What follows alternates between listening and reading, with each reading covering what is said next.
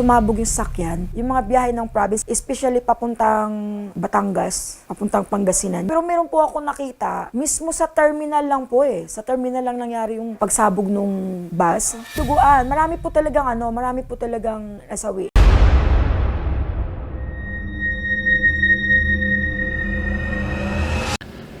Hello po mga ka-PTV, sa video na ito ay tatalakayin natin ang masasamang pangitain sa isang lugar na ito ayon sa mga visions ni Madam Rudy Baldwin. Pero kung ikaw ay hindi pa nakasubscribe sa aking channel, baka naman.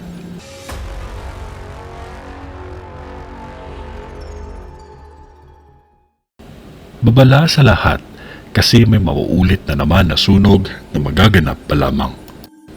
At napakalawak nito. Sa lugar ng Madrigal, napakalaki ito dahil may paggawaan dito at kainan.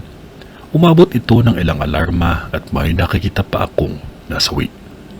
Ang isang sunog na magaganap pa lamang ay sa lugar na kung saan hindi ito kalayuan sa gas station at may mga nagtitinda ng balut sa gabi. Ang sunog na ito ay sa overcharge at sumabog ang kuryente.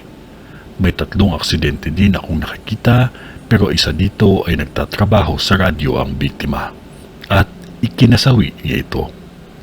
Lahat ng sumasakay sa jeep at bus maging alerto po kayo dahil maraming masasamang loob na hold upin na kahit sino at walang takot na gagawa ng masama sa kapwa nila. May nasawi sa pangyayaring ito. May nilooban akong nakikita na kung saan may 2 nasawi.